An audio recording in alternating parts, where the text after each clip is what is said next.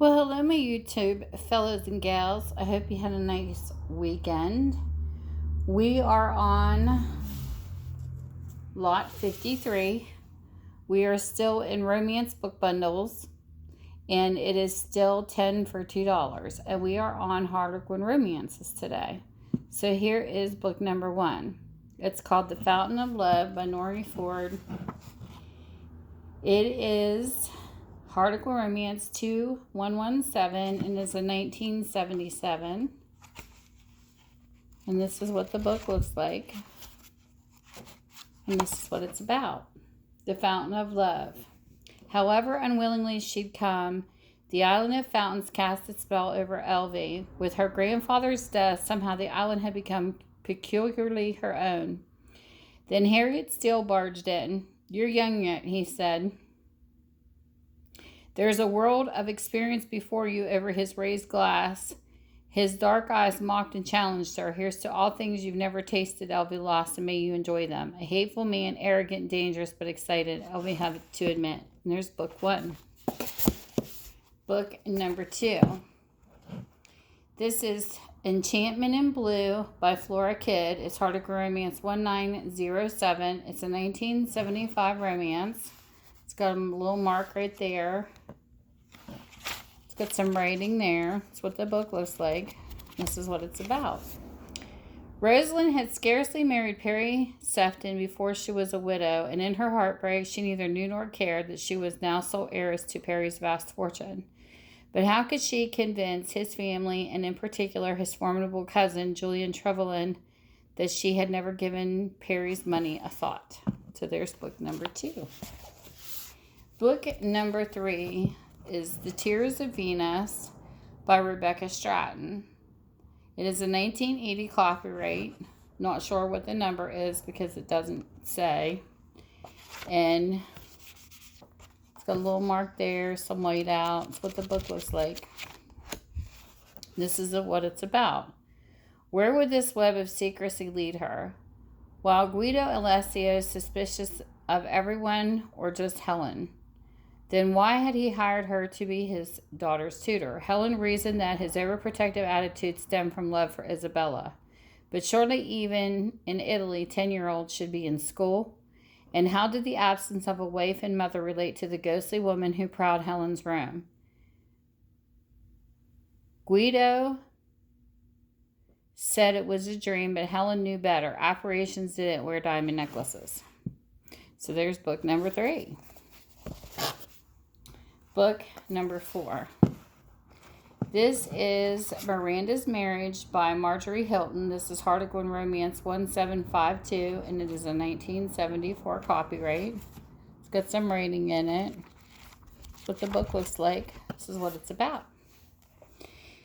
Desperation forced Miranda to encamp for the night in Jason Steele's office suite, but unfortunately he found her there, and after the unholy wrath that resulted, she never dreamed that a few months later she would become his wife, for Jason was reputed to be a rake where women were concerned.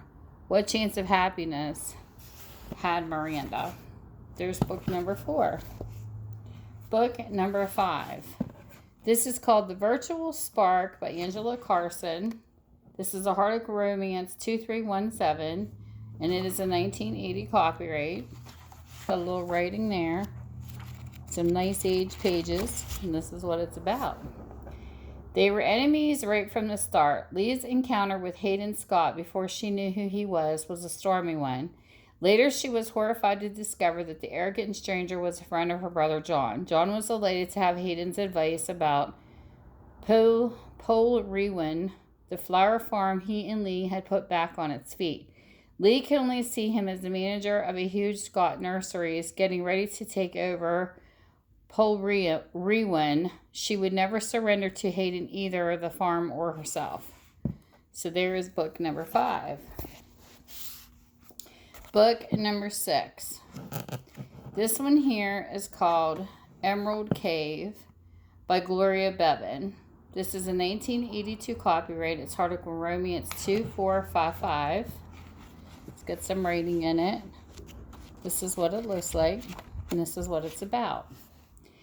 When Jacko's adored older brother bought part of a sheep station. Jacku rushed back to New Zealand to help run it, but she arrived to find the place deserted and no sign of Nick. Bradley Kent, Nick's disagreeable neighbor, had taken over the property and delayed in telling Jackie his low opinion of her brother. Bradley Kent was a hateful liar, but how could Jackie prove it, and why would Brad's opinion mean so much to her? So there's book number 6.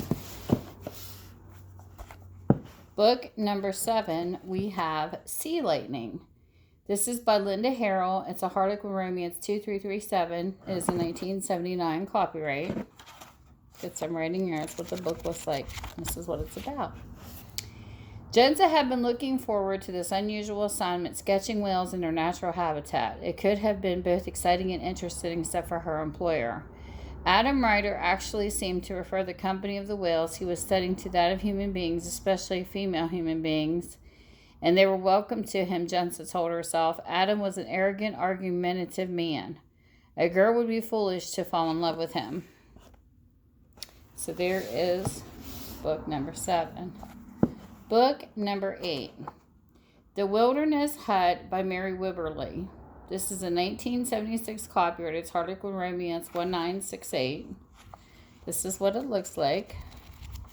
This is what it's about.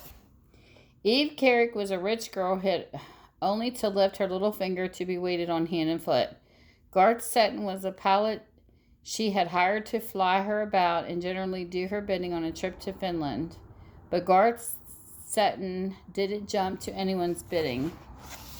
Book number 8. This is book number 9. Love and Lucy Brown. This is by Joyce Dingwell. It is Harlequin Romance 1887, and it's a 1975. It's got rating there, and this is what it looks like, and this is what it's about. Lucy was delighted when a kindly lady arranged a job for her in a hospital-cum children's home in Australia, and could hardly wait to get to Sydney to start her fascinating new job. But she arrived to find herself rather less than welcome to the doctor in charge, Tavis Walsh, and still less to the glamorous Sister Usilla. So there's book number 9. Book number 10. This is A Kind of Magic by Betty Neels. It's Harlequin Romance 3208. Got a little mark right there on the front.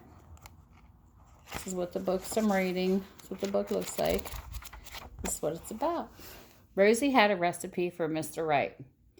The man I marry must dote on me, cherish and love me for always, even when I'm bad-tempered or sneezing my head off. Fergus Cameron certainly wasn't likely to fit that bill. Arrogant, exasperating, absolutely determined to have his own way. He was exactly the sort of man most women found annoying, and Rosie was no exception.